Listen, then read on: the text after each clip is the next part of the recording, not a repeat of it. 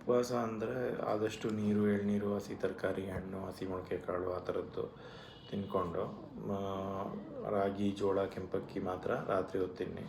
ಬೆಳಿಗ್ಗೆ ಮಧ್ಯಾಹ್ನ ಬರೀ ಹಣ್ಣು ತರಕಾರಿ, ಬೇಕಿದ್ರೆ ಒಂದು 10 ಲೋಟ ಸಾರು ಕುಡೀರಿ, ಒಂದು 4 ತಟ್ಟೆ ಪಲ್ಯ ತಿನ್ನಿ. ಆದರೆ ಇದು ಧಾನ್ಯಗಳನ್ನ ತಿನ್ನಬಾರ್ದು. ಬಿಳಿ ಅಕ್ಕಿ, ಗೋಧಿ ತಿನ್ನಲೇಬೇಡಿ.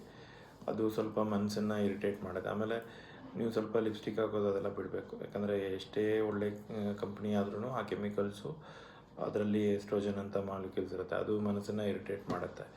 ಸೊ ಆ ಕೆಮಿಕಲ್ಸ್ನ ಅವಾಯ್ಡ್ ಮಾಡಬೇಕು. ಈವನ್ ಕೆಮಿಕಲ್ಸ್ ಅಂದರೆ ಟೂತ್ಪೇಸ್ಟು, ಸೋಪು, ಆಮೇಲೆ ಪರ್ಫ್ಯೂಮ್ಸು, ಇವುಗಳು ನಿಮ್ಗೆ ಟ್ರಿಗರ್ ಮಾಡುತ್ತೆ ಕೆಲವೊಂದು ಸತಿ. ಸೊ ಅವನ್ನು ಅವಾಯ್ಡ್ ಮಾಡಬೇಕು.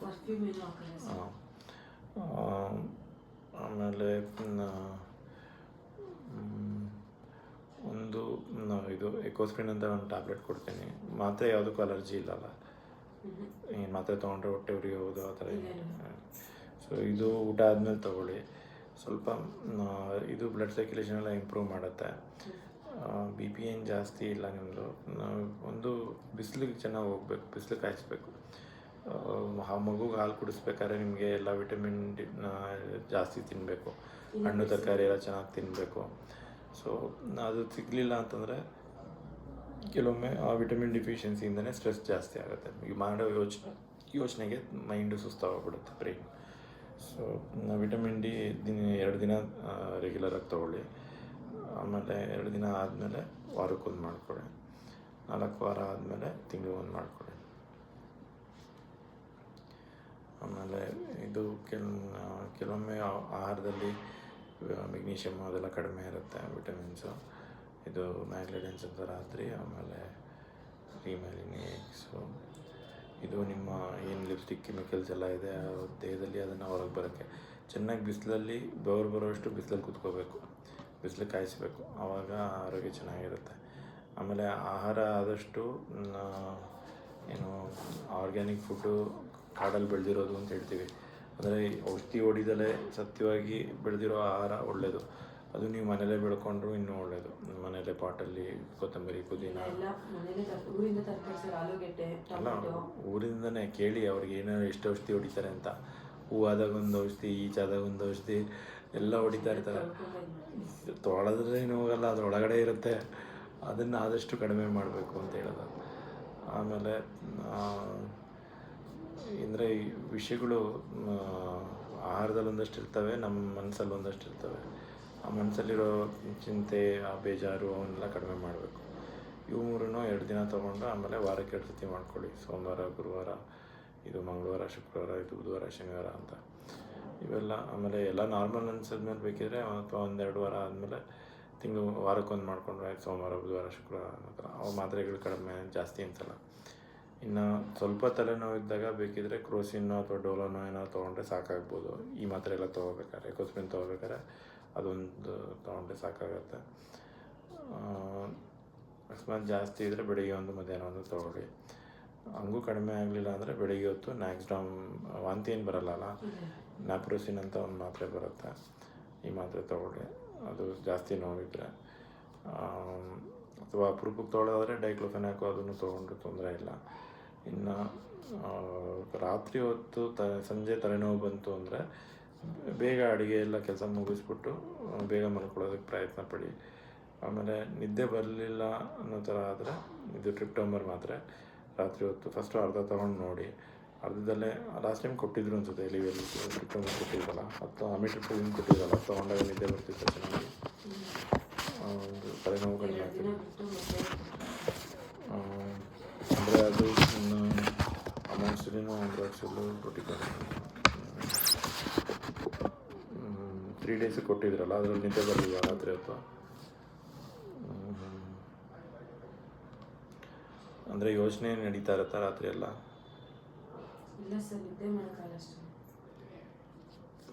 ಒಂದು ಕೆಲಸ ಮಾಡಿ, ಅದು MMG 1 ಮಾತ್ರೆ ಕೊಡಿ ಹೇಳಿದ್ದಾರೆ. ನಿಮ್ಗೆ ಅದು ಸಾಕಾಗಿಲ್ಲ ಅಂದರೆ 2 ತೊಗೊಂಡು ನೋಡಿ. ಅದರಲ್ಲೂ ಆಗಲಿಲ್ಲ ಅಂದರೆ 3 ತೊಗೊಳ್ಳಿ. ಅದರಲ್ಲೂ ಆಗಲಿಲ್ಲ ಅಂದರೆ ಒಂದು ವ್ಯಾಲ್ಪರಿನ್ ಅಂತ ಮಾತ್ರೆ ಬರುತ್ತೆ, ಇದನ್ನು ತೊಗೊಳ್ಳಿ. ಯಾಕಂದರೆ ಮನಸ್ಸಿನಲ್ಲಿ ನಮ್ಮ ಯೋಚನೆಗಳು, ಬೇಜಾರು, ಭಯ, ಕೋಪ ಅವೆಲ್ಲ ಅವು ಒಂಥರ ಸುಂಟ್ರ ಗಾಳಿ ಥರ ಸುತ್ತಾ ಇರುತ್ತೆ. ಆ ಸುತ್ತೋದು ನಿಲ್ಲಬೇಕು. ಆವಾಗ ಮತ್ತು ನಿದ್ದೆ ಬರಬೇಕು. ನಿದ್ದೆ ಬಂದರೆ ಓಕೆ, ಮಾತ್ರ ಏನು ಬೇಕಾಗಲ್ಲ. ನಿದ್ದೆ ಬರಲಿಲ್ಲ, ನಿದ್ದೆನೂ ಬರಲಿಲ್ಲ ಅಥವಾ ನೋವು ಕಡಿಮೆ ಆಗಲಿಲ್ಲ ಅಂದರೆ ಆವಾಗ ವ್ಯಾಲ್ಪರಿನ್ ಹೆಲ್ಪ್ ಮಾಡುತ್ತೆ. ಆ ಯೋಚನೆಗಳನ್ನ ಸುತ್ತೋದನ್ನು ನಿಲ್ಲಿಸುತ್ತೆ. ಇದು ಫಿಟ್ಸ್ಗೂ ಹೆಲ್ಪ್ ಆಗುತ್ತೆ. ಸೊ ಆ ಥರ ತಲೆ ಕೆಡಿಸ್ಕೊಬೇಡಿ. ಒಂದೆರಡು ದಿನ ಕೆಲವೊಬ್ರು ಒಂದೇ ಒಂದು ದಿನ ಒಂದು ಮಾತ್ರೆ ತೊಗೊಂಡ್ರೆ ಇನ್ನು ಫುಲ್ ಪರ್ಮನೆಂಟಾಗಿ ಚೆನ್ನಾಗಿರ್ತಾರೆ ಅನ್ನೋ ಥರ. ಅಂದರೆ ಆ ಯೋಚನೆಗಳನ್ನ ತಲೆಯಲ್ಲಿ ಸುಂಟ್ರ ಗಾಳಿ ಥರ ಸುತ್ತೋದಕ್ಕೆ ಬಿಡೋದನ್ನು ನೀವು ಕಡಿಮೆ ಮಾಡ್ಕೋಬೇಕು. ಸೊ ಇದನ್ನ ನ್ಯಾಪ್ರೋಸಿನ್ ತೊಗೊಂಡ್ರೆ ಕಡಿಮೆ ಆಗಿಲ್ಲ. ನ್ಯಾಕ್ಸ್ಡೌನ್ ತೊಗೊಂಡಿದ್ರಲ್ವ ಲಾಸ್ಟ್ ಟೈಮ್ ಇಲ್ಲ. ಓಕೆ, ಇವಾಗ ಇದು ನ್ಯಾಪ್ರೋಸಿನ್ ತೊಗೊಳ್ಳಿ. ಇವಾಗೇನು ಮನೇಲಿ ಏನು ಕೆಲಸ ಇಲ್ಲಲ್ವಾ, ಬೇಕಿದ್ರೆ ಟ್ರಿಪ್ಟೋಮರೇ ತೊಗೊಂಡು ಟ್ರೈ ಮಾಡಿ. ಆಗಲಿಲ್ಲ ಅಂದರೆ ವ್ಯಾಲ್ಪರಿನ್ ತೊಗೊಳ್ಳಿ. ಬೆಳಿಗ್ಗೆ ಹೊತ್ತು ಕೆಲ್ಸಕ್ಕೆ ಹೋಗ್ಬೇಕಾದ್ರೆ ನಿಮ್ಗೆ ನಿದ್ದೆ ಬೇಡ ಅಂದರೆ ನ್ಯಾಪ್ರೋಸಿನ್ ತೊಗೊಳ್ಳಿ ಅಷ್ಟೆ. ಸೊ ಇಷ್ಟು ಮಾಡಿ. ಅದು ಮೆಡಿಟೇಷನ್ ಮೇನ್ ಇಂಪಾರ್ಟೆಂಟ್. ಅಂದರೆ ಇದು ಟ್ರಿಪ್ಟೋಮರ್ ರಾತ್ರಿಗೆ ಬರೆದಿರೋದು. ಇದರಲ್ಲಿ ರಾತ್ರಿ ನಿದ್ದೆ ಬರುತ್ತೆ ಅಷ್ಟೇ, ಏನು ತೊಂದರೆ ಇಲ್ಲ. ಸೊ ಇಷ್ಟು ಮಾಡಿ. ಆಮೇಲೆ ನೀವು ಫಸ್ಟು ಎಲ್ಲ ಕಡಿಮೆ ಮಾಡಿಕೊಂಡು ಮನಸ್ಸಿಗೆ ಸ್ವಲ್ಪ ನೆಮ್ಮದಿ ತಂದುಕೊಂಡು, ಮಗು ಹೇಗೆ ಚಿಂತೆ ಪಡ್ತಾರೆ, ನೀವು ಒಂಚೂರು ಅವ್ರಿಗೆ ಭರವಸೆ ಕೊಟ್ಟರೆ ನಾನು ನೋಡ್ಕೋತೀನಿ ಅಂತ. ಈಗ 4ನೇ ರಾತ್ರಿ ಮುಗಿಸಿದೀನಿ ಸರ್. ಇವತ್ತಿಗೆ ರಾತ್ರಿ ಅವನು ನಮ್ಮನ್ನ ಮೇಲ್ಗಡೆ ಬಟ್ಟೆ ಹಿಡ್ಕೊಂಡು ಕರ್ಕೊಂಡು ಹೋಗ್ತಾನೆ. ಏನು ಅಂದ್ರೆ ಅವ್ರ ಅಮ್ಮನ ಮುಖ ನೋಡ್ತಾನೆ, ಅಲ್ಲೆಲ್ಲ ನೋಡ್ತಾನೆ. ಇವಳನ್ನ ನಾನೇನ್ ಮಾಡ್ತೀನಿ, ಹಿಂದ್ಗಡೆ ಹೋಗ್ಬಿಡು, ಮುಖ ತೋರಿಸ್ಬೇಡ ಅಂತ ಹೇಳ್ತೀನಿ. ಹೋಗ್ತಾನೆ, ನೋಡ್ತಾನೆ, ಮತ್ತೆ ನನ್ ಬಟ್ಟೆ ಹಿಡ್ಕೊಂಡ್ ಬಾ ಹೋಗೋಣ ಮನೆಗೆ ಅಂತ ನನ್ನ ಮನೆಗೆ ಕರ್ಕೊಂಡು ಹೋಗ್ತಾನೆ. ನಮ್ಮ ಯಜಮಾನ್ರ ಜೊತೆಗೆ ಅಂದ್ಕೊಂಡಿರ್ತಾನೆ. ಅವ್ರು ಇಟ್ಬಿಟ್ರೆ ನಾವ್ ಯಾರು ಬೇಡ ಸರ್ ಅವ್ರಿಗೆ. ಈಗ ಅವಳ ಹಾಲು ಕುಡ್ಸಿದ್ರೆ ಅವ್ರ ಅಮ್ಮನೂ ಬೇಡ, ಅವ್ರ ಅಮ್ಮನ ಬಿಡ್ಬೇಕಾದ್ರೆ ಇರ್ತಾನೆ ಸರ್. ನಾವ್ ಅದನ್ನೇ ಟೆನ್ಷನ್ ತಗೋತೀರಾ ನೀವು? ಅಲ್ಲಲ್ಲ, ನೀವೇನ್ ಟೆನ್ಷನ್ ಅಂದ್ರಲ್ಲ, ಪಾಪದೊಂದೇ ಟೆನ್ಷನ್, ಅವ್ರು ನೋಡ್ಕೊಳ್ತಾರೆ. ಬಟ್ ಡಾಕ್ಟರ್ದು ಇದೆಲ್ಲ ಮುಗಿಸ್ಕೊಂಡು ನಾನು ಕೆಲ್ಸಕ್ಕೆ ಹೋಗು, ಈಗಲೂ ಹೋಗ್ಬೇಡ, ಟೆನ್ಷನ್ ಇಲ್ಲಿರೋದಾದ್ರೆ ಅಲ್ಲಿ ಕೂತ್ಕೊಂಡ್ರೆ ಇನ್ನೂ ಟೆನ್ಷನ್ ಜಾಸ್ತಿ ಆಗುತ್ತೆ. ಯಾಕಂದರೆ ಇಲ್ಲಿ ನೀವು ನೆಮ್ಮದಿ ಕಂಡ್ಕೊಳ್ಳಿಲ್ಲ ಅಂದರೆ ಇನ್ನು ಕೆಲಸದಲ್ಲಿ ಇನ್ನೂ ಟೆನ್ಷನ್ ಆಗುತ್ತೆ. ಆಮೇಲೆ ಬೇಗ ಮನೆಗೆ ಬರೋಕ್ಕಾಗಲ್ಲ. ಮಗು ಏನೋ ಒಂಚೂರು ಹೊಟ್ಟೆ ಸಿತ್ತು ಅಂತಾನೆ ಅಥವಾ ಏನೋ ಒಂಚೂರು ಇವ್ರ ಹತ್ರ ಇದ್ದಾರೆ. ನಾನು 10 ಗಂಟೆ ರಾತ್ರಿ ಬಂದ್ರು ಬಟ್ ಟೈಮಿಂಗ್ಸ್ 9 ಅಂದ್ರು. ಇಲ್ಲ ಸರ್, ನಾನು ಹಾಲ ಮಗು ಇದೆ ಅದಕ್ಕೆ 10 ಮಾಡ್ಕೊಂಡಿದ್ದೀನಿ. ಅದಕ್ಕೆ ನಾನು ಆಮೇಲೆ ಮೂಗಿಗೆ ಅದು ಫ್ಲೂಟಿಕೋಸೋನ್ ಸ್ಪ್ರೇ ಮತ್ತು ಆಮ್ರೋಕ್ಸಿಲ್ ಅದೆಲ್ಲ ತೊಗೊಳ್ಳಿ. ಅದು ಈಗ ಆಗ್ಮೆಂಟಿನ್ ಶುರು ಮಾಡಿದ್ದೀರಲ್ಲ ಆ್ಯಂಟಿಬಯೋಟಿಕ್, ಅದು 5 ಡೇಸ್ಗೆ ಆಗಿದೆ ಸರ್. ತಗೊಂಡು ರೆಡಿ ಅಂದರು. ಸೊ ಇದು 19 ತೊಗೊಂಡು ಶುರು ಮಾಡೋದು. ಸೊ ಇವತ್ತಿಗೆ ಮುಗಿದಿರುತ್ತೆ. ತಲೆ ಸುತ್ತದೆ ಸರ್, ಅಂತ ಸುತ್ತದೆ. ಈಗ ಈ ಮಾತ್ರೆಗಳಲ್ಲೇ ಸರಿ ಹೋಗುತ್ತೆ, ಸಾಕಾಗುತ್ತೆ. ಇಫ್ ಇನ್ ಕೇಸ್ ಹಂಗೂ ತಲೆ ಸುತ್ತುತ್ತಾ ಇದೆ ಅಂದರೆ ವರ್ಟಿನ್ ಅಂತ ಒಂದು ಮಾತ್ರೆ ತಗೊಳ್ಳಿ ಅಷ್ಟೇ, ಇಲ್ಲಾಂದರೆ ಬೇಕಾಗಲ್ಲ. ಸ್ವಲ್ಪ ಏನು ಸರ್, ತಲೆನೋವು ಬಂದಾಗ ಒಂದು ಟ್ಯಾಬ್ಲೆಟ್ ತೊಗೊಂಡು ಸ್ವಲ್ಪ ರೆಸ್ಟ್ ಮಾಡೋದ್ರೆ ಅದು ಒಂದು ಕುಡಿ ಸಾಕು, ಏನು ಬೇಡ. ಹಂಗೆ ಕೆಲಸ ಆಗಲ್ಲ. ಈಗ ಊಟ ಮಾಡಬೇಕು ಅಂದರೆ ನಾನು ಬರೀ ಅನ್ನ ತಿಂತೀನಿ ಅಂದರೆ ಆಗುತ್ತಾ? ಸಾರು ಬೇಕು, ಪಲ್ಯ ಬೇಕು, ಉಪ್ಪಿನಕಾಯಿ ಬೇಕು, ಹಪ್ಪಳ ಬೇಕು ಅನ್ನೋ ಥರ. ಆ ಪ್ರತಿಯೊಂದರಲ್ಲೂ ಒಂದೊಂದು ಸತ್ವ ಇರುತ್ತೆ. ಇವುಗಳು ನಿಮಗೆ ತಲೆನೋವು ಬರ್ದಂಗೆ ತಡೆಯುತ್ತೆ. Vitamin D. ಈಗ ಬಿಸಿಲಿಗೆ ಹೋಗಲ್ಲ, ಮನೇಲೇ ಮೊಟ್ಟೆ ಕೋಳಿ ಥರ ಕುಂತಿದ್ದೀರಾ, ಬೆಳ್ಳಗೆ ಬಿಳಿಸ್ಕೊಂಡು ಕುಂತಿದ್ದೀರಾ, ಅವಾಗ ವಿಟಮಿನ್ ಡಿ ಅಂದರೆ ಇನ್ನೊಂದು ಹೇಳಿದ್ರು ಸರ್, ಈ 3 ತಿಂಗಳು ಅದು 3 ದಿನ ತಗೊಳ್ಳಿ, ಅದು ಸ್ಟಾಪ್ ಮಾಡಿ ಟ್ಯಾಬ್ಲೆಟ್ಸ್ನೆಲ್ಲ ಸ್ಪ್ರೇ ಇದೆಯಲ್ಲ, ಅದು 3 ತಿಂಗಳು ತಗೊಳ್ಳಿ, ಸರ್ಜರಿ ಮಾಡಬೇಕು ಅಂತ. ಅದು ಮೂಗಲ್ಲಿ ಸ್ವಲ್ಪ ಏನೋ ಸೈನಸಲ್ಲಿ ಊದ್ತಾ ಇದೆ. ಅದಕ್ಕೆ ನೀವು ಪ್ರಾಣಾಯಾಮ ಮಾಡಬೇಕು ಸ್ವಲ್ಪ. ಸರ್ಜರಿ ಕಮ್ಮಿ ಆಗಿಲ್ಲ ಅಂದರೆ ಮಾಡಲೇಬೇಕಾ? ಹೇಳ್ತಾ ಇದ್ದು ಫಸ್ಟು ಸರ್ಜರಿ ಅವಾಯ್ಡ್ ಮಾಡೋದು ಹೆಂಗೆ ಅಂತ ಕಲ್ತ್ಕೊಳ್ಳಿ. ಅವ್ರಿಗೆ ಹೇಳಿದ್ದು ನೋಡು, ಅವತ್ತು ಬಂದಾಗಲೂ ಅದನ್ನ ಹೇಳಿದ್ರು. ಬಟ್ ಇಲ್ಲ, ಅದು ಬೇಡ, ಮಾಡೋದು ಬೇಡ. ಅದರಿಂದ ನೀವು ಚೆನ್ನಾಗಿ ಖುಷಿಯಾಗಿ ಆರಾಮಾಗಿ ನಕ್ಕೊಂಡು ಮಾತಾಡಿಕೊಂಡು ಇದ್ದರೆ ಅದೇ ಪ್ರಾಣಾಯಾಮ. ಆಮೇಲೆ ಮನೆ ಬಿಟ್ಟು ಊಟೋಗಿರ್ತಾರೆ ಸರ್. ಒಬ್ಬಳೇ ಮನೇಲಿ ಇರ್ತೀನ, ಇಬ್ರೇ ಇರ್ತೀವಿ. ಆಮೇಲೆ ಇಬ್ರು ಮಗುನ್ ಕರ್ಕೊಂಡು ಪಾರ್ಕ್ ಹೋಗಿ ಮರದ ಕೆಳಗಡೆ ಕುತ್ಕೊಳ್ಳಿ. ಇನ್ನೊಂದೇನಂದ್ರೆ, ಈಗ ಮನೆ ಒಳಗಡೆ ಆ ಪೇಂಟು, ವಾರ್ನಿಷು, ಆ ಕೆಮಿಕಲ್ಸ್ಗಳೇ ನಮಗೆ ಮೂಗಿಗೆ ಎಲ್ಲದು ಇರಿಟೇಟ್ ಮಾಡ್ತಾ ಇರುತ್ತೆ, ಬ್ರೈನ್ ಇರಿಟೇಟ್ ಮಾಡ್ತಾ ಇರುತ್ತೆ. ಹೇಳಿದ್ನಲ್ಲ, ಟೂತ್ಪೇಸ್ಟು, ಸೋಪು, ಲಿಪ್ಸ್ಟಿಕ್ಕು, ಇವುಗಳು ನಿಮ್ಮನ್ನು ತಲೆನೋವು ಬರೆಸುತ್ತೆ. ಸೊ ಅವನ್ನೆಲ್ಲ ಬಿಟ್ಟು ಏನೋ ಒಂಚೂರು ಹಲ್ಲಿನ ಪುಡಿಲಿ ಹಚ್ಕೊಳ್ಳಿ. ಇಲ್ಲಾಂದರೆ ಬರೀ ಏನು ಬೇವಿನ ಕಡ್ಡಿಲಿ ಹಚ್ಕೊಳ್ಳಿ. ಇಲ್ಲ ಸೋಪ್ ಬದಲು ಸೀಗೆಕಾಯಿ ಪುಡಿನೋ ಚಿಗರಿ ಪುಡಿನೋ ಉಪಯೋಗಿಸಿ, ಇಲ್ಲ ಕಡಲೆ ಹಿಟ್ಟು ಉಪಯೋಗಿಸಿ. ಇನ್ನು ಶಾಂಪೂ ಏನೂ ಉಪಯೋಗಿಸೋಕೆ ಹೋಗ್ಬಿಡಿ. ಸರ್ ಇನ್ನೂ ಒಂದು ಇವ್ರಿಗೆ ಏನು ಇರ್ಬೋದು, ಇವ್ರಿಗೆ ಗುಂಗುರು ಕೂಲಿತ್ತು ಸ್ಟ್ರೈಟ್ ಮಾಡಿಸ್ಕೊಂಡ ಸ್ಟ್ರೈಟ್ ಯಾವಾಗ ಮಾಡಿಸಿದ್ದು? ಅದೇ ಮಾಡ್ತದ್ವಿ. ಕೆರೆಟಿನ್ ಆಲ್ಮೋಸ್ಟ್ ಇವಾಗಲೇ 4-5 ಮಂತ್ಸ್ ಆಯ್ತು. ಅದು ಮಾಡಿಸಿದ್ಮೇಲೆ ಎಷ್ಟೋ ಜನಕ್ಕೆ ತಲೆನೋವು ಬಂದಿದೆ. ಆ ನನಗೆ ಕೆಮಿಕಲ್ ಸ್ಟ್ರಾಂಗ್. ಅದರಿಂದ ಬಂದಂಗೆ ಅನ್ನಿಸ್ಲಿಲ್ಲ, ಯಾಕೆಂದ್ರೆ ನಾನು ಪಾಪುರ್ತಾಗಿಂದ ಇದಾಗಿದ್ದು. ನಾನು ಇದನ್ನ ಮಾಡಿಸಿದ್ದು ಅವನು ವರ್ಷ ಹತ್ತತ್ರ ಒಂದು 8 ತಿಂಗಳು ಆದ್ಮೇಲೆ ನಾನು ಮಾಡಿಸಿದ್ದು. ಅಂದರೆ ಪ್ರತಿಯೊಂದು ಆ್ಯಡ್ ಆಗಿರುತ್ತೆ. ಈಗ ಕೋವಿಡ್ ಇಂಜೆಕ್ಷನ್ ತೊಗೊಂಡಿದ್ದೀರಾ, ಇದು ಆಗಿದೆ. ಸೊ ತಗೊಳ್ಳೇಬೇಕು ಅಂದ್ರೆ ಅಲ್ವಾ ಸರ್? ನಾನು ಹೇಳಿಲ್ಲ, ನೀವು ತಗೊಂಡಿದ್ದೀರಾ? ನಾವು ಪಾಮಗೂ ಕೊಡ್ತಿಲ್ಲ. ಅದನ್ನು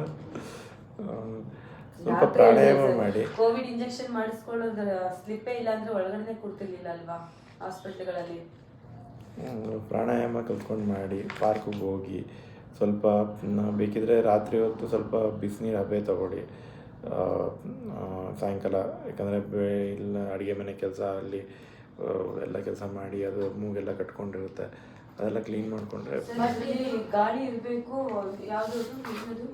ಮ್ಯಾಕ್ಸಿಲರಿ ಸೈನಸಲ್ಲಿ ಬಲಗಡೆದು ಮ್ಯಾಕ್ಸಿಲರಿ ಸೈನಸಲ್ಲಿ ಈ ಕಡೆ ಸ್ವಲ್ಪ ಗಾಳಿ ಇದೆಯಲ್ಲ ಬ್ಲ್ಯಾಕ್, ಅದು ಈ ಕಡೆ ಬ್ಲ್ಯಾಕ್ ಗಾಳಿ ಇಲ್ವೇ ಇಲ್ಲ. ಸೊ ಅಂದರೆ ಅದು ಪೂರ್ತಿ ಊದ್ಕೊಂಡಿದೆ ಅಂತ. ಆಮೇಲೆ ಈಗ ಸರ್ಜರಿ ಅಂದ್ರೆ ಮೂವ್ ಮಾಡ್ತಾರ, ತಲೆ ಮಾಡ್ತಾರ? ಸದ್ಯಕ್ಕೆ ಯಾವುದು ಬೇಡಮ್ಮ. ಅಲ್ಲ ನಾನು ಹೇಳ್ತಾರೆ ಒಂದು ಅದ್ರ ಬಗ್ಗೆ ಕೇಳಿ. ಈಗ ಇದನ್ನೆಲ್ಲ ತಗೊಂಡು ರೆಗ್ಯುಲರ್ ಆಗಿ ತಲೆ ಮಾಡ್ತಾರೆ, ಏನಕ್ಕೆ ಮಾಡ್ತಾರೆ ಅಂತ ಅವ್ರು ಡಾಕ್ಟ್ರು ನೋಡಿ ಮಾಡ್ದಲ್ಲೇ ತಲೆ ಇದು ಮಾಡ್ತಾರ. ಅವ್ರು ಮೂಗಿನ ನೋಡಿದ್ದಾರೆ, ಮೂಗಲ್ಲಿ ಊತ ಜಾಸ್ತಿ ಇದೆ, ಅದಕ್ಕೆ ಆಪ್ರೇಷನ್ ಬೇಕು ಅಂತ ಹೇಳಿದ್ದಾರೆ. ಬಟ್ ಅದೂ ಅವಶ್ಯಕತೆ ಇರಲ್ಲ. ನೀವು ಮನಸ್ಸನ್ನು ಕಂಟ್ರೋಲ್ ಮಾಡಿಕೊಂಡು ಸ್ವಲ್ಪ ತಾಳ್ಮೆಯಿಂದ ಇದ್ದರೆ, ಕೆಲವೊಂದು ಸತಿ ಕೋಪ ಮಾಡ್ಕೊಂಡು ಬೇಜಾರು ಮಾಡಿಕೊಂಡು ಭಯ ಪಟ್ಕೊಂಡು ಟೆನ್ಷನ್ ಮಾಡ್ಕೊಂಡಾಗ ಆ ಮೂಗಿನ ಪದರಗಳು ಊತ ಬಂದ್ಬಿಡುತ್ತೆ. ಅದಾಗ ಅಂದರೆ ನಮ್ಮ ಯೋಚನೆನೇ ಊತ ಕ್ರಿಯೇಟ್ ಮಾಡುತ್ತೆ. ಊತ ನೋವು ಕ್ರಿಯೇಟ್ ಮಾಡುತ್ತೆ, ನೋವು ಯೋಚನೆ ಕ್ರಿಯೇಟ್ ಮಾಡುತ್ತೆ, ಯೋಚನೆ ಮತ್ತು ಊತ ಹೆಚ್ಚು ಮಾಡುತ್ತೆ. ಹಂಗೆ ಮಾಡ್ಬೋದು. ಸೊ ಮನಸ್ಸನ್ನು ಸ್ವಲ್ಪ ತಾಳ್ಮೆ ಇಟ್ಕೊಳ್ಳಿ. ಯಾರು ಏನೇ ಆಗಲಿ ಎಷ್ಟು ಸಹಾಯನೋ ಅಷ್ಟು ಮಾಡಿ, ಎಷ್ಟು ಸಾಧ್ಯನೋ ಅಷ್ಟು ಸಹಾಯ ಮಾಡಿ. ಎಲ್ಲ ಪೂರ್ತಿ ಪ್ರಪಂಚ ನಿಮ್ಮ ತಲೆ ಮೇಲೆ ಹೊತ್ಕೊಂಡು ಓಡಾಡ್ತೀನಿ ನಾನು ನಿಮಗೆ ಎಲ್ಲರಿಗೂ ಏನು. ಈಗ ಆಮೇಲೆ ಇನ್ನೊಂದು, ಅಪ್ಪ ಅಮ್ಮ ಅಣ್ಣ ತಮ್ಮನ ಜೊತೆ ಸಂಬಂಧನ ಸರಿಪಡಿಸ್ಕೊಳ್ಳಿ. ಅದು ಯಾವತ್ತಿದ್ರೂ ಮನ್ಸಿಗೆ ಬೇಜಾರು ಮಾಡ್ತಾ ಇರುತ್ತೆ, ಯಾವತ್ತಿದ್ರೂ ಟೆನ್ಷನ್ ಕೊಡುತ್ತೆ, ಯಾವತ್ತಿದ್ರೂ ನಿಮಗೆ ಜೀವನದಲ್ಲಿ ಅದು ಏನೋ ಕಳ್ಕೊಂಡಿದ್ದೀನಿ ಅನಿಸ್ತಾ ಇರುತ್ತೆ. ಆ ಭಾವನೆಯಿಂದ ಹೊರಗೆ ಬರಬೇಕು ಅಂದರೆ ನಿಮ್ಮ ಮನಸ್ಸಲ್ಲಿ ಏನು ಬೇಜಾರಿತ್ತು ಹೇಳ್ಕೊಳ್ಳಿ, ಹೋಗಿ ಮಾತಾಡಿ. ನೀನು ಈ ಥರ ಮಾಡಿದೆ, ನನಗೆ ಈ ಥರ ಆಯಿತು. ಆಮೇಲೆ ಧ್ಯಾನ ಕರ್ಮ ಚಿಕಿತ್ಸೆ ಅಂತ ಇಲ್ಲ ಕೂತ್ಕೊಂಡು ಮಾಡ್ತೀರಾ, ಒಂದು 3/4 ಗಂಟೆ ವೀಡಿಯೋ ಇದೆ, ನಾನು ಲಿಂಕ್ ಕಳಿಸ್ತೀನಿ, ಅದನ್ನು ಪ್ರಾಕ್ಟೀಸ್ ಮಾಡಿ. ನಿಮ್ಮ ಜೀವನದಲ್ಲಿ ಏನೇನು ಘಟನೆಗಳು ನಡೆದಿದೆ, ಅದರಲ್ಲಿ ಏನೇನು ಭಾವನೆಗಳಿದೆ, ಮನಸ್ಸು ಬಿಚ್ಚಿ ಎಲ್ಲದನ್ನು ಹೇಳ್ಕೋಬೇಕು. ಒಂದ್ಸತಿ ಕಣ್ಣು ಮುಚ್ಕೊಂಡು ಎಲ್ಲ ಮಾಡ್ಕೊಬಿಟ್ರೆ ಅದೇ ಕಣ್ಣು ಮುಂದೆ ಬದಾರ್ತವೆ ಸರ್. ಅದಕ್ಕೇನೆ ತಲೆನೋವು ಬರೋದು. ಅದಿನ್ನು ಕಡಿಮೆ. ಅವ್ರಿಗೆ ಆಡದಲ್ಲಿರೋ ಮಾತನ್ನ ಅವ್ರಿಗೆ ಹೇಳ್ಬೇಕು, ನೀನು ಹಿಂಗೆ ಮಾಡಿದ್ದೆ, ನಂಗೆ ಇಷ್ಟ ಆಯ್ತು, ಇದು ನಾಟಕ ಬರುತ್ತೆ. ಕಷ್ಟಪಟ್ಕೊಂಡು ಈ ಥರ ರೋಗ ಬರ್ಸ್ಕೊಂಡ್ರೆ ಒಂದು ಹೆಣ್ಮಗು, ಅದಕ್ಕೆ ಈಗಾಗಲೇ 2nd ಸ್ಟ್ಯಾಂಡರ್ಡು, ಅದಿನ ಮುಂದಕ್ಕೆ ಯಾರು ಸರ್ ನೋಡ್ಕೊಂತಾರೆ? ಇವ್ರ ಅಪ್ಪ ಅಮ್ಮ ಬರ್ತಾರ, ಇಲ್ಲ ಇವ್ರ ಯಜಮಾನ್ರು ನೋಡ್ಕೊತಾರ, ಕೆಲಸನೇ ನೋಡ್ತಾರ, ಮಗನೇ ನೋಡ್ತಾರ. ಇವಳು ಅಮ್ಮ ಅಂತ ವಹಿಸ್ಕೊಂಡ್ರೆ ಅಂದ್ರೆ ಎಲ್ಲ ಓಕೆ, ಎಲ್ಲ ನಾರ್ಮಲ್ ಆಗಿದೆ. ಮನೆ ಕಡೆ ಕೇಳಿ ಎಲ್ಲಾದ್ರೂ ಚೆನ್ನಾಗಿ ಟ್ರೀಟ್ ಮಾಡ್ತೀನಿ, ಎಲ್ಲಾರನ್ನು ಚೆನ್ನಾಗಿ ಕೇರ್ ಮಾಡ್ತೀನಿ. ಬಟ್ ನನಗೆ ಇವಾಗ ತಲೆನೋವು ಬರೋದ್ರಿಂದ ನಂಗೆ ಏನು ಮಾಡೋಕ್ಕಾಗ್ತಿಲ್ಲ. ಮಾಡೋದು ಬೇಡ, ನಿಮ್ಮನ್ನ ನೀವು ನೋಡ್ಕೊಳ್ಳಿ ಫಸ್ಟು, ಆಮೇಲೆ ಸರಿಪಡಿಸ್ಕೊಳ್ಳಿ. ಟೆನ್ಷನ್ ಮಾಡ್ಕೊಂಡಿರೋದಕ್ಕೆ ಈ ಥರ ಆಗಿರೋದು ಅಲ್ಲ. ಇಷ್ಟೆಲ್ಲ ನನ್ನ ಟೆನ್ಷನ್ ಇಂದಲೇ ಮಾಡ್ಕೊಂಡಿದ್ದೀನಿ. ಟೆನ್ಷನ್ ಜೊತೆಗೆ ಎಷ್ಟೋ ವಿಷಯಗಳಿರ್ತವೆ. ಹೇಳಿದ್ನಲ್ಲ, ಕೋವಿಡ್ ಇಂಜೆಕ್ಷನ್ ಇರ್ಬೋದು, ನಿಮ್ಮ ಲಿಪ್ಸ್ಟಿಕ್ ಇರ್ಬೋದು, ನಿಮ್ಮ ಟೂತ್ಪೇಸ್ಟ್ ಇರ್ಬೋದು, ನಿಮ್ಮ ಸೋಪ್ ಇರ್ಬೋದು, ಎಷ್ಟೋ ಕಾರಣಗಳಿದೆ. ನಿಮ್ಮ ಮನೆ ಪೇಂಟ್ ಇರ್ಬೋದು, ನಿಮ್ಮ ಅತ್ತೆ ಮನೆ ಊದ್ಬತ್ತಿ ಇರ್ಬೋದು, ಯಾರಿಗೆ ಗೊತ್ತು. ನೀವು ಮಧ್ಯಾಹ್ನ ಅಟ್ಲೀಸ್ಟು ಸ್ವಲ್ಪ ಹೊತ್ತು ನಿದ್ದೆ ಮಾಡೋದು ಕಲ್ತ್ಕೊಡಿ. ಇನ್ನು ನೀವು ತಲೆನೋವೆಲ್ಲ ಕಂಟ್ರೋಲ್ ಮಾಡ್ಕೊಂಡು ಆಮೇಲೆ ಕೆಲಸಕ್ಕೆ ಹೋಗ್ಬೇಕು. ಇಲ್ಲಾಂದರೆ ಬೆಳಿಗ್ಗೆ ಮನೇಲಿ ಕೆಲಸ ಮಾಡಿ, ಆಮೇಲೆ ಅಲ್ಲಿ ಕೆಲಸ ಮಾಡಿ, ಆಮೇಲೆ ಬಂದು ಇನ್ನೂ ಮನೇಲಿ ನೋಡ್ಕೋಬೇಕು ಅಂದರೆ ಅದಿನ್ನೂ ಹುಚ್ಚಿಡ್ದು ಹೋಗುತ್ತೆ ಅಷ್ಟೇ. ಸರ್ ತುಂಬ ಆಲ್ರೆಡಿ 2 ವರ್ಷದ ಮೇಲೆ ಆಯಿತು. ಇವಾಗ ಒಂದು ಹತ್ರದಲ್ಲೇ ಸಿಕ್ಕೈತೆ. ಆದರೆ ಅಲ್ಲೂ ನೆಮ್ಮದಿಯಾಗಿರಿ. ನಿಮ್ಮ ಹತ್ರನೇ ಮನೆ ಹತ್ರ ಹೋಗೋಣ, ಫಸ್ಟ್ ಅವ್ರಿಗೆ ತೋರಿಸಿ ಆಮೇಲೆ ನಿಲ್ಲರು ಫಸ್ಟ್. ಇವಾಗ ನಾನು ಇಲ್ಲಿ ಕರ್ಕೊಂಬರ್ತಾರೆ ಅಂತ ನನಗೆ ಗೊತ್ತಿರಲಿಲ್ಲ. ಅಲ್ಲಿ ಇಳಿಸ್ಬಿಟ್ಟು ಬಟ್ಟೆ ಹಿಡ್ಕೊಂಡು ಹೇಳ್ಕೊಂಡ್ ಬಂದರೆ, ಅದು ಬಟ್ಟೆ ಲೂಸ್ ಆಗ್ತಿದೆ ಅಂತ ಅಲ್ಲೆಲ್ಲ ರೋಡಲ್ಲಿ ನೋಡ್ತಾರೆ. ಅದಕ್ಕೆ ಆಯ್ತು ಬಿಡು ಬರ್ತೀನಿ ಅಂತ ಬಿಡಿಸ್ಕೊಂಡು ಬಂದಿದ್ದೀನಿ. ಯಾಕೆಂದ್ರೆ ಅಲ್ಲಿ ಬೇರೆ ಹಂಗಾದ್ರ ಇವಾಗ ನಿಮ್ ಬಾಯ್ಲು ಅದೇ ಬಂತು, ಸರ್ಜರಿ ನೋಡೋಣ ಅಂತ ಇದ್ರ ಹೊರತು ಇಲ್ಲ ಅದ್ರ ಅವಶ್ಯಕತೆನೇ ಇಲ್ಲ ಅಂತ ನಿಮ್ ಬಾಯ್ಲು ಬರ್ಲಿಲ್ಲ. ಅದು ಹಿಂಗ್ ಹೇಳಿದ್ಮೇಲೆ ಇವಾಗ ನನಗೂ ಸ್ವಲ್ಪ ಭಯ ಉಟ್ಕೊಂಡೈತೆ. ನಿಮ್ದು ಧ್ವನಿ ಸ್ವಲ್ಪ ಮೂಗಲ್ ಮಾತಾಡ್ದಂಗಿದೆ, ಮೂಗ್ ಕಟ್ಕೊಂಡಿದೆ. ಆ CT ಸ್ಕ್ಯಾನ್ ಗಾಳಿಯಲ್ಲಿ ಒಂಚೂರು ಗಾಳಿ ತುಂಬಿಕೊಂಡಿಲ್ಲ. ಅಂದ್ರೆ ಅದು ಕಿವು ತುಂಬಿಕೊಂಡಿದ್ಯಾ ಅಥವಾ ಬರೀ ಒಣ್ಣೆ ತುಂಬಿಕೊಂಡಿದ್ಯಾ ಅಥವಾ ಬರೀ ಆ ಪದರನೇ ಊದ್ಕೊಂಡಿದ್ಯಾ ಅದು ಹೇಳಕ್ ಬರಲ್ಲ. MRI ಏನಾದ್ರು ನೀವು ಮನ್ಸನ್ನ ಚೆನ್ನಾಗಿ ಮಾಡ್ಕೊಂಡು ಮಾತ್ರೆ ತಗೊಂಡು ಸ್ವಲ್ಪ ಚೆನ್ನಾಗಿ ಅರಳಿ ಮರದ ಕೆಳಗಡೆ ಕುತ್ಕೊಂಡು ಧ್ಯಾನ ಮಾಡಿ. ಬೆಳಿಗ್ಗೆ ಹೋಗ್ಬಿಟ್ಟು ಅಷ್ಟೊತ್ತು ಕಟ್ಟೆ ಸುತ್ತಿ ಬೆಳಿಗ್ಗೆ ಎದ್ದು ಅವಾಗ ಸರಿ ಹೋಗುತ್ತೆ. ಅತ್ತೆ ಮಾವ ಯಾವ ತರ, ಗಂಡ ಯಾವ ತರ ಅಂತ ಫೋನ್ ಮಾಡಿದಿರಲ್ಲ ಸರ್, ನನ್ನ ಫೋನ್ ಮಾಡಿ ಬೈದಿದ್ದಾರೆ. ಅದು ಊರಿಂದ ಮೊಟ್ಟೆನ ಬೇಯಿಸಿ ಬಸ್ಸಲ್ಲಿ ಕೊಟ್ಟು ಕಳಿಸ್ತಾರೆ ತಿನ್ಲಿ ಅಂತ. ಯಾಕೆ ಬಸ್ಸಲ್ಲಿ 50 ರೂಪಾಯಿ ಕೊಟ್ಬಿಟ್ಟು ಅಲ್ಲಿಂದ ಮೊಟ್ಟೆ ಕೊಟ್ಟಿರ್ತಾರೆ, ಬೇಯಿಸಿರ್ತಾರೆ ಸರ್. ಎಷ್ಟು ಮನೇಲಿ ನಾಟಿ ಮೊಟ್ಟೆ ಇದು, ತುಪ್ಪ ಕೊಟ್ಟು ಕಳಿಸ್ತಾರೆ ಒಂದು ಬಾಕ್ಸಲ್ಲಿ. ಅವ್ರಿಗೆ ಒಂದು 50 ರೂಪಾಯಿ ಕೊಟ್ಬಿಟ್ಟು ತುಪ್ಪ ಮೊಟ್ಟೆ ಏನ್ ಬೇಕು ಕೊಟ್ಟು ಕಳಿಸ್ತಾರೆ. ಒಂದಿನ ಫೋನ್ ಮಾಡಿಲ್ಲ ಅಂತ ಕೇಳ್ತಾರೆ. ಶನಿವಾರ ಭಾನುವಾರ ಆದ್ರೆ ಹುಡುಗನ್ ಕರ್ಕೊಂಡ್ ಬಾ ಅಂತಾರೆ. ಪ್ರೀತಿ ವಿಶ್ವಾಸ ಉಳಿಸ್ಕೊಳ್ಳಿ, ಹಂಗೆ ನಿಮ್ಮ ತವ್ರ ಮನೆನೂ ಉಳಿಸ್ಕೊಳ್ಳಿ. ಅವ್ರ ಮನೇದ ಅಪ್ಪ ಅಮ್ಮ ಹಂಗೇನಿಲ್ಲ ಸರ್, ಚೆನ್ನಾಗಿ ಮಾತಾಡಿಸ್ತಾರೆಲ್ಲ ಇದೆ. ಬಟ್ ಅಣ್ಣನ ಇದಕ್ಕೋಸ್ಕರ ಸ್ವಲ್ಪ ಸೈಡ್ ಇದ್ದೀನಿ ಅಷ್ಟೇ. ಅಲ್ಲ ಸೈಡ್ಗೆ ಏನಕ್ಕೆ ಇಟ್ಟಿದ್ದೀರಾ, ಮಾತಾಡಿ. ನಾನ್ ಮಾತಾಡೋದ್ರಿಂದ ಇವ್ರು ಏನೋ ಹೇಳ್ಕೊಡ್ತಿದ್ದಾಳೆ ನನ್ನ ಬಗ್ಗೆ ಹಂಗೆ ಹಿಂಗೆ ಅಂತ. ನಿಮ್ಮ ಮನ್ಸಲ್ಲಿ ಸಾಕೋದು ಮಗ ಅಳಿ ಮೈ ಸಸ್ಯ ಅಲ್ವಾ, ಅದಕ್ಕೆ ನಾನು ಸ್ವಲ್ಪ ದೂರಕ್ಕೆ ಬಂದೆ. ನನ್ನಿಂದ ಆಮೇಲೆ ಅವ್ರನ್ನ ನೀವು ನಿಮ್ಮ ಅತ್ತಿಗೆ ಹತ್ರ ಎಲ್ಲ ವಿಷಯ ಹೇಳೋ ಅವಶ್ಯಕತೆ ಇಲ್ಲ. ಅಟ್ಲೀಸ್ಟ್ ನಿಮ್ಮ ಅಣ್ಣನ ಹತ್ರ ಏನು ನಿಮ್ಮ ಮನಸ್ಸಲ್ಲಿ ಏನಿದೆಯೋ ಅದನ್ನು ಹೇಳ್ಕೊಳ್ಳಿ. ಸತ್ಯ ಹೇಳ್ಕೊಬೇಕಲ್ವಾ, ಏನು ನಡೆದಿದೆ ಏನು ಅಂತ. ಅವ್ರಿಗೆ ಎಷ್ಟೋ ವಿಷಯ ಗೊತ್ತಿರಲ್ಲ, ಕೆಲವೊಂದ್ಸತಿ ಕೊಡಲ್ಲ. ಅಟ್ಲೀಸ್ಟ್ ಹೇಳಿರೋ ತೃಪ್ತಿ ನಿಮ್ಮ ಮನಸ್ಸಿಗೆ ನಿಮ್ಗೆ ಸಮಾಧಾನ ಕೊಡುತ್ತೆ. ಹೇಳ್ದಲೇ ಇದ್ರೆ ಜಾಗದಲ್ಲಿ ನಾನು ಇವ್ರನ್ನೇ ತಂದಿದ್ದೀನಿ, ಎಲ್ಲಾನು ಇವ್ರ ಹತ್ರನೇ ಶೇರ್ ಮಾಡ್ಕೊತೀನಿ. ಬಟ್ ನಮ್ಮ ಅಣ್ಣ ನಾನು ಶೇರ್ ಮಾಡ್ಕೊಂಡ್ರು ಆಚೆ ನಿಂತವ್ರಲ್ಲ, ನನ್ನಲ್ಲಿ ಏನೇ ಇದ್ರು ಶೇರ್ ಮಾಡ್ಕೊಂಡ್ರು ಸ್ವಲ್ಪ ಇಲ್ಲ ನಿಂದೇ ತಪ್ಪು ಅನ್ನೋ ವಾಟ್ಸ ಸ್ವಲ್ಪ ಜಾಸ್ತಿ. ಹಂಗಂದಾಗ ನಾನು ನಂಬಿರೋದೇ ಅವ್ರನ್ನ. ಅವ್ರ ಹತ್ರನೇ ನಾನು ಹೇಳ್ಕೊಂಡಾಗ ಅವ್ರು ನನಗೆ ಅಂದಾಗ ಇನ್ನೂ ತುಂಬಾನೇ ಪೇನ್ ಆಗುತ್ತೆ. ಬೇಡ ಬೇಡ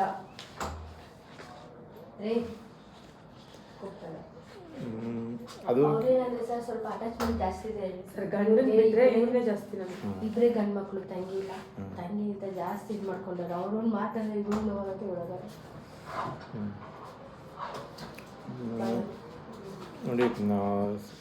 ಸ್ವಂತ ಅಣ್ಣ ಸರಿಗೆ ಸಂಬಂಧ ಉಳಿಸ್ಕೊಂಡಿಲ್ಲ, ದೂರ ಆಗಿದ್ದಾರೆ ಅಂತಂದಾಗ ನಿಮ್ಮ ಮೇಲೆ ಒಂದು ಜಾಸ್ತಿ ನಂಬಿಕೆ ಇಟ್ಕೊಂಡು ಪ್ರೀತಿ ಇಟ್ಕೊಂಡು ನಿಮ್ಮ ಹತ್ರ ಏನೋ ವಿಷಯಗಳು ಹೇಳ್ಕೊತಾರೆ. ಆವಾಗ ಆ ವಿಷಯನ ಸತ್ಯವಾಗಿ ಅರ್ಥ ಮಾಡ್ಕೋಬೇಕು. ಏನೋ ಯಾರು ತಪ್ಪು, ಯಾರು ಅಪಾರ್ಥ ಮಾಡ್ಕೊಂಡವ್ರೆ, ಯಾರು.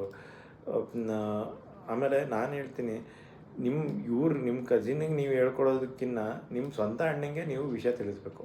ನಿಮ್ಗೆ ಹೇಳ್ಕೊಳಕ್ಕೆ ಕಷ್ಟನಾ, ಇಷ್ಟ ಇಲ್ವಾ, ಅಟ್ಲೀಸ್ಟು ಪೇಪರ್ ಬರೆದ್ಬಿಟ್ಟು ಪೇಪರ್ ಕಳಿಸ್ಬಿಡಿ ವಾಟ್ಸಪ್ಪಲ್ಲಿ. ಈ ಮೆಸೇಜ್ ಕಳಿಸ್ಬಿಡಿ, ಇಲ್ಲ ವಾಯ್ಸ್ ಮೆಸೇಜ್ ಹಾಕಿ ಬರೆಯೋಕ್ಕೆ ಬೋರ್ ಹೊಡೆದ್ರೆ, ಇಲ್ಲ ಹಂಗೂ ಬೇಕಾದ್ರೆ ವಿಡಿಯೋ ಮಾಡಿ ಕಳಿಸಿ. ಇಲ್ಲ ಒಂದು ನಿಮಿಷ, ಇಲ್ಲ ಒಂದು ನಿಮಿಷ.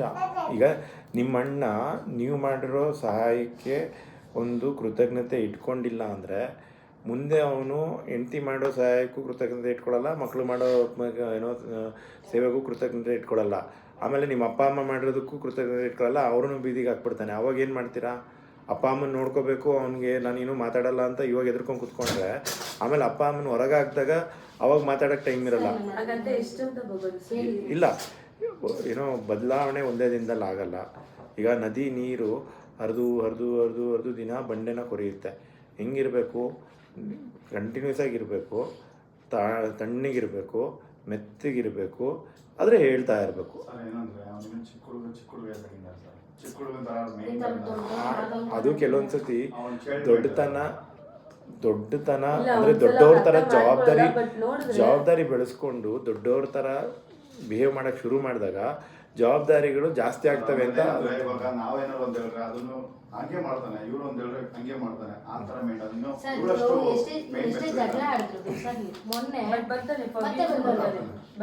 ಆಯಿತು. ಅವ್ನಿಗೆ ಏನು ಸರಿ, ಏನು ಒಳ್ಳೆ ವಿಷಯ ಅಂತ ಅವ್ನಿಗೆ ಹೇಳಿ ಕರೆಕ್ಟಾಗಿ, ಈ ಥರ ಮಾಡು, ಹಿಂಗೆ ಮಾಡು ಅಂತ.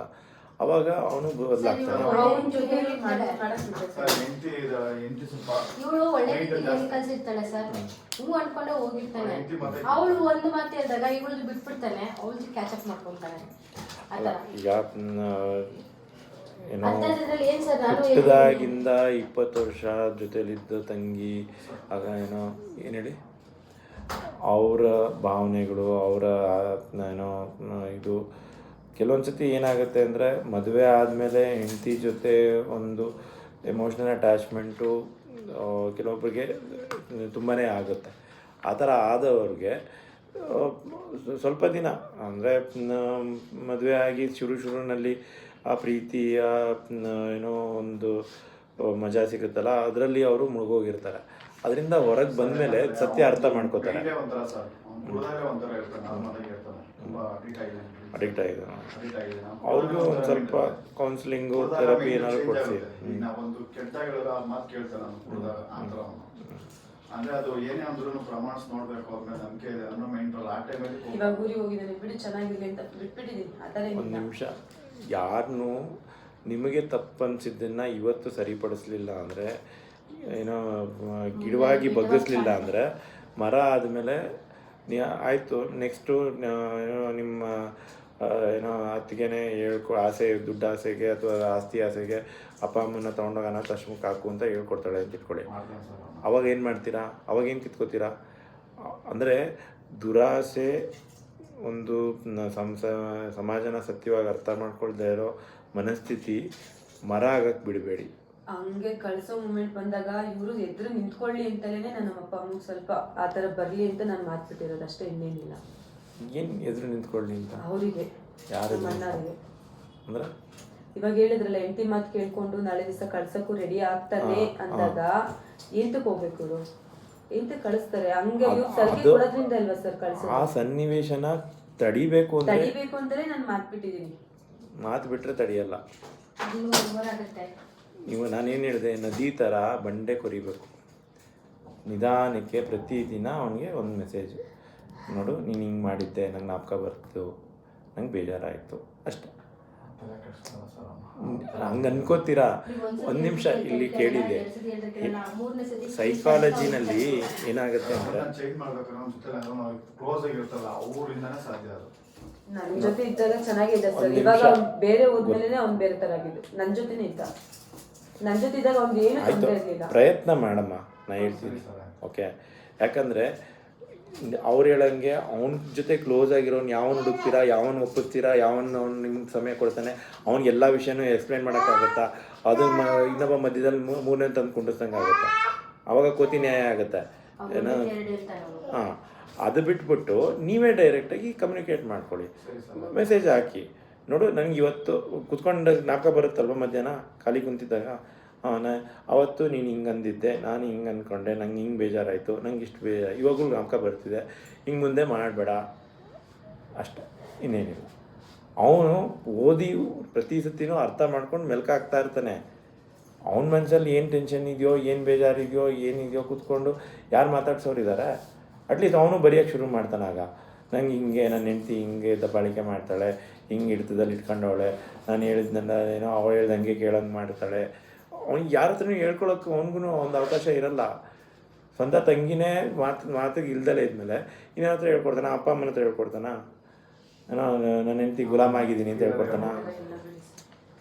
ನೋಡಿ, ಇಲ್ಲಿ ಒಂದು ಚರ್ಚೆಗೆ ಅವಕಾಶನೇ ಕಲ್ಪಿಸ್ಕೊಡ್ದಲೆ ನೀವು ಟೆನ್ಷನ್ ಮಾಡಿಕೊಂಡು ನಿಮ್ಮ ಹತ್ಕೊಂಡು ಕರ್ಕೊಂಡು ತಲೆನೋವು ಬರ್ಸ್ಕೊಂಡು, ಆಯಿತು ಇವತ್ತು ತಲೆನೋವು ನಾಳೆ ಫಿಕ್ಸು ಬಂತು, ಏನು ಮಾಡ್ತೀನಿ? ಕಲಿಲ್ಲ. ಬಟ್ ನಾನು ಅರ್ಥ ಮಾಡ್ಕೊಳ್ಳೋರೆ, ನಾನು ಹೇಳಿದ್ನ ಅರ್ಥ ಮಾಡ್ಕೊಳ್ಳಿಲ್ಲ ಅಂದರೆ ಆ ವಿಷಯಕ್ಕೆ ನಾನು ಇವಾಗ ಆಗ್ತಿದ್ದು. ಒಂದು ತಾಳ್ಮೆ ಕಳ್ಕೊಬಾರ್ದು. ನಾವು ಹೇಳೋದು ಈಗ ನಾನು ಆಗ್ಲಿಂದ ನಿಮ್ಗೆ ಹೇಳ್ತಾ ಇದ್ದೀನಿ, ನಿಮ್ಮ ಅಣ್ಣಂಗೆ ಮೆಸೇಜ್ ಹಾಕು, ನೀವು ಒಪ್ತಾನೇ ಇಲ್ಲ. ನಾನು ತಾಳ್ಮೆ ಕೇಳ್ಕೊಂಡು ಹೋಗಮ್ಮ ಅಂತ ಹೇಳ್ಬೋದಲ್ವಾ? ಹಾಂ, ಅಂದರೆ ಯಾವತ್ತೂ ನಿರಾಸೆ ಆಗಬಾರ್ದು ಯಾವತ್ತು. ಆಮೇಲೆ ಇವತ್ತು ನೀವು ತೊಂದರೆನ ಧೈರ್ಯವಾಗಿ ಎದುರಿಸಿ ಬದಲಾಯಿಸೋದಕ್ಕೆ ಪ್ರಯತ್ನ ಪಡಲಿಲ್ಲ ಅಂದರೆ ನಾಳೆ ಅದು ಮರ ಆದಾಗ ಇನ್ನೂ ಇವತ್ತು ಉಗ್ರಲ್ಲಿ ಹೋಗ್ಬೋದು, ನಾಳೆ ಕೊಡ್ಲಿ ಬೇಕಾದು. ಈಗ ಇನ್ನೊಬ್ಬ ಅಣ್ಣನ ತರೋಕ್ಕಾಗತ್ತಾ? ಕಸಿನ್ನೇ ಅಣ್ಣ ಅನ್ಕೊಂಡು ಕುಂತಿದ್ದೀರಾ ಈಗ. ಆ ಅಣ್ಣನ್ನು ಇಟ್ಕೊಂಡು ನೆಮ್ಮದಿ ಏನೋ ಒಳ್ಳೆ ಸಂಬಂಧ ಇಟ್ಕೋಬೇಕು ತಾನೆ. ಸೊ ಸ್ವಲ್ಪ ಇರೋದನ್ನು ಉಳಿಸ್ಕೊಳ್ಳೋದು ಕಲ್ತ್ಕೊಳ್ಳಿ. ಇಲ್ಲದ ಬಗ್ಸಿ ನಮ್ಮ ಅಣ್ಣ ನನ್ನ ಜೊತೆ ಚೆನ್ನಾಗಿ ಮಾತಾಡ್ಕೊಂಡಿದ್ರೆ ಚೆನ್ನಾಗಿರ್ತಿತ್ತು, ಆಯಿತು, ಆದರೆ ಒಳ್ಳೆಯದು, ಆಗಲಿಲ್ಲ ಅಂದರೂ ನೆಮ್ಮದಿಯಾಗಿರ್ತೀನಿ ಇನ್ನೂ ನಿರ್ಧಾರ ನೀವು ಮಾಡಬೇಕು. ಅವನ ಕರ್ಮ ಅನುಭವಿಸ್ತಾನೆ. ಹೆಂಡ್ತಿ ಗುಲಾಮ ಹಾಕ್ಕೊಂಡು ಹೆಂಡ್ತಿ ಮಾತು ಕೇಳಿಕೊಂಡು ಸ್ವಂತ ತಂಗಿನ ದೂರ ಇಟ್ಟವನು ಅವನೇನು ಕರ್ಮ ಅನುಭವಿಸಲ್ವಾ? ಆ ಕರ್ಮ ಅವನು ಕರ್ಮ ಅನುಭವಿಸ್ಬೇಕಾದ್ರೆ ನೀವು ಅಳಲ್ವ ಮತ್ತೆ ಕುತ್ಕೊಂಡು ನಮ್ಮಣ್ಣ ಹಿಂಗೆ ಆಳೋಗೋದ ಹೆಂಡ್ತಿ ಮಾತು ಕೇಳಿಕೊಂಡು ಅಂತ. ಸೊ ಆ ಮುಂದೆ ಆ ಇನ್ನೂ ಬೇಜಾರು, ಇನ್ನೂ ಭಯ, ಇನ್ನೂ ಆತಂಕ, ಕೋಪ, ಟೆನ್ಷನ್ನು, ನೆಮ್ಮದಿ ಹಾಳು ಮಾಡೋದು, ಇನ್ನೂ ತಲೆನೋವು ಅಥವಾ ಇನ್ನೂ ಫಿಟ್ಸು ಅವು ಬರ್ದಂಗೆ ತಡಿಬೇಕು ಅಂದರೆ ಇವತ್ತು ನೀವು ಮಾಡಬೇಕು. ಇವಾಗಲೇ ಮೆಸೇಜ್ ಹಾಕಿ ನಿನ್ನ ಬಗ್ಗೆ ಜ್ಞಾಪಿಸ್ಕೊಳ್ತಾ ಇದ್ದೆ, ಅವನು ತಗೊಳ್ಳಿ. ಅದು ಏನಿಲ್ಲ, ಫ್ರೂಟಿಕೋಸನ್ ಒಂದು ನೇಸಲ್ ಸ್ಪ್ರೇ ಇದೆ, ಇನ್ನು ಆಮ್ರಾಕ್ಸಿಲ್ ಅವೆಲ್ಲ ಖಾಲಿ ಆಗ್ತಿದೆ ಲಾಸ್ಟ್ ಡೇ ಅನ್ಸುತ್ತೆ, ಅದು ಸ್ಪ್ರೇ ಹಾಕ್ಕೊಳ್ಳಿ.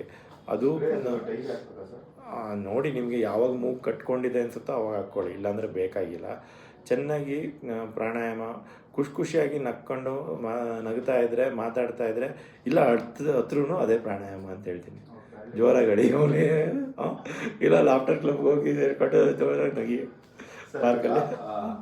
ನೀವು ಹೇಳ್ದಂಗೆ ಅಂದರೆ ಮೂಗ್ ಪ್ರಾಬ್ಲಮ್ ಕಟ್ಕೊಂಡ್ರೆ ಮಾತ್ರ ಹಾಕ್ಲೇಬೇಕು, ಅವ್ರು ಹಾಕ್ಲೇಬೇಕು ಅಂದಿದ್ರಂತೆ.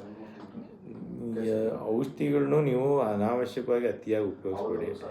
ಸೊ ನಿಮಗೆ ಮೂಗು ಕಟ್ಕೋತಾ ಇದೆ, ಜಾಸ್ತಿ ಇದೆ ಅಂತಂದರೆ ಹಾಕ್ಕೊಳ್ಳಿ, ಇಲ್ಲಾಂದರೆ ದಿನಕ್ಕೊಂದ್ಸತಿ ಹಾಕ್ಕೊಳ್ಳಿ, ಇಲ್ಲ 2 ದಿನಕ್ಕೊಂದ್ಸತಿ ಹಾಕ್ಕೊಳ್ಳಿ, ಹಂಗೆ ರೆಗ್ಯುಲರಾಗಿ ನೀವು ನೋಡ್ಕೊಳ್ಳಿ.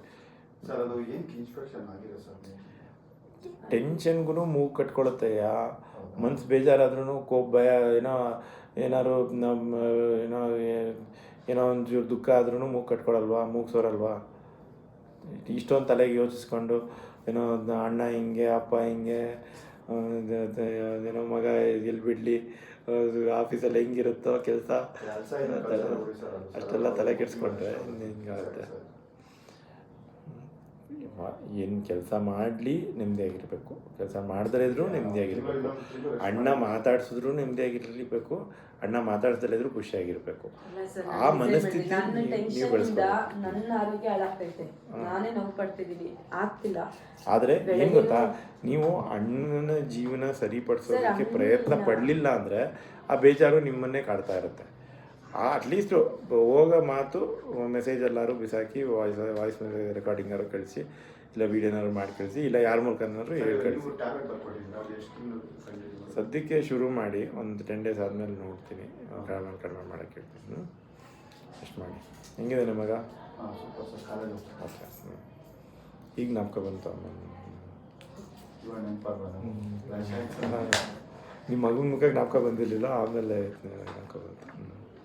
ಓಕೆಮ್ಮ, ಆಯಿತು ಸರ್. ಇದು ಕಮ್ಮಿ ಆಗುತ್ತೆ ಅಂತೀರ? ಸರಿ. ಅವ್ರು ಟೆನ್ಷನ್ ತೊಗೊಂಡು ಅಲ್ಲೇನೋ ಆಪ್ರೇಷನ್ 3 ತಿಂಗಳಾಗಿ ನಾನು ಆಪ್ರೇಷನ್ ಮಾಡಬೇಕು ಅಂದ್ರಂತೆ, ಅದಕ್ಕೆ ಹೇಳ್ತಿದ್ರು.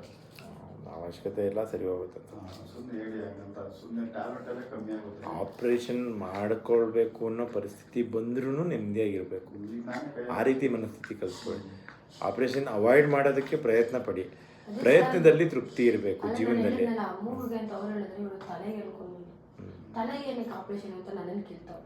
ಕನ್ಫ್ಯೂಸ್ ಮಾಡ್ಕೊಬೇಡಿ. ಅದೇ ಜೀವನದಲ್ಲಿ ಸನ್ನಿವೇಶಗಳನ್ನ ನಾವು ಅಪಾರ್ಥ ಮಾಡ್ಕೊಂಡಿರ್ತೀವಿ. ಲಾಸ್ಟ್ ವೀಕ್ ಹೋದಾಗ ಹೇಳಿದಾರೆ, ಮೇನ್ ಡಾಕ್ಟರ್ ಬರ್ತಾರೆ, ಆಪರೇಷನ್ ಮಾಡಬೇಕಾಗುತ್ತೆ ಅಂತ ಒಬ್ಬರು ಮೈಂಡಲ್ಲಿ ಇಟ್ಬಿಟ್ಟಿದ್ದಾರೆ. ಇವತ್ತು ಇವರು ಅದನ್ನೇ ಹೇಳ್ತಿದ್ದಾರೆ, ಇದು ಕ್ಲಿಯರ್ ಆದ್ರೆ ಆಪರೇಷನ್ ಆ ಥರ ಏನಿರಲ್ಲ. ಅಂದ್ರೆ ನಾನು ಸ್ವಲ್ಪ ಟೆನ್ಷನ್ ಎಲ್ಲ ಮಾಡ್ಕೊಂಡಂಗೆ ಕೂಲ್ ಆಗಿರ್ಬೇಕು. ಆಪರೇಷನ್ ಮಾಡೋ ಅವಶ್ಯಕತೆ ಇಲ್ಲ, ಮಾಡಿದ್ರು ಸರಿ ಹೋಗುತ್ತೆ, ಯಾಕೆ ಟೆನ್ಷನ್ ತೊಗೊಳ್ಬಿಡಿ. ಆಪರೇಷನ್ ಆದವರೆಲ್ಲ ಹೋಗ್ಬಿಡೋಂಗಿದ್ರೆ ಆಪರೇಷನ್ ಡಾಕ್ಟರ್ ಏನು ತಿಳ್ಬೇಕಾಗಿತ್ತು, ಸರ್ಜರಿನ ಅದು ಏನು ಮಾಡ್ಬೇಕಾಗ ಡಾಕ್ಟ್ರು. ಈಗ ನನ್ನ ಕೈ ಆಪರೇಷನ್ ಆಯಿತು, ನಾನು ಹೋಗ್ಬೇಕಾದ್ರೆ ಫುಲ್ಲು ಭಯ ಸರ್. ಇಲ್ಲ 2 ವೀಲರ್ ಬಿದ್ದು ಪ್ರಸನ್ನ ಸರಿ ಮಾಡೋದು, ಇನ್ನೂ ತೆಗ್ಸಿಲ್ಲ ಸರ್. ಅದಷ್ಟೇ ಅದು ಮಾಡೋಣ ಅನ್ನೋಷ್ಟಕ್ಕೆ ಅವ್ರ ಮಗ ಬೇರೆ ಮಾಡ್ಕೊಂಡು. ಸರ್ ಇಲ್ಲಿ ನೀರಿದೆ ಅಂದ್ರಲ್ಲ, ಈಗ ನೀರಿಲ್ಲ ಅಂದ್ರಲ್ಲ, ಅದು ಯಾವ ಜಾಗ? ಇದು ಮ್ಯಾಕ್ಸಿಲರಿ ಸೈನಸ್ ಅಂತ. ಇದು ಇದು ಮೂಗಿನ ಕ್ಯಾವಿಟಿಗಳು ಎಲ್ಲ, ಇದು ಕಪ್ಪಗಿರೋದು ಗಾಳಿ. ಇದು ಲೈನಿಂಗು ಇಲ್ಲಿ ದಪ್ಪ ಆಗಿದೆ, ಇಷ್ಟು ದಪ್ಪ ಇದೆ, ಇಲ್ಲಿ ಇಷ್ಟು ಸಳ್ಳಗಿದೆ. ಇಲ್ಲಿ ಆ ಲೈನಿಂಗೇ ಊದ್ಕೊಂಡಿದ್ಯಾ ಅಥವಾ ಕೀವು ತುಂಬ್ಕೊಂಡಿದ್ಯಾ ಅಥವಾ ಗೊಣ್ಣೆ ತುಂಬ್ಕೊಂಡಿದ್ಯಾ ಗೊತ್ತಿಲ್ಲ. ಒಟ್ಟಿನಲ್ಲಿ ಇದು ಬಲಗಡೆ ಕೆನ್ನೆಯಲ್ಲಿ, ಅಲ್ಲಿ ನಿಮಗೆ ನೋವೇನಿಲ್ಲ. ಬಟ್ ನಿಮಗೆ ತಲೆನೋವು ಕೆಲವೊಮ್ಮೆ ಇಲ್ಲಿಂದನೂ ಟ್ರಿಗರ್ ಆಗ್ಬೋದು, ಇಲ್ಲ ನೀವು ಯೋಚನೆ ಮಾಡೋದ್ರಿಂದನೇ ನಿಮಗೆ ತಲೆನೋವುಗಳು ಜಾಸ್ತಿ ಬರೋದು. ಮೇಜರ್ ನಿಮ್ಮ ಯೋಚನೆ ಕಡಿಮೆ ಮಾಡಿ, ಸರಿ ಹೋಗುತ್ತೆ. ಆಯ್ತಮ್ಮ.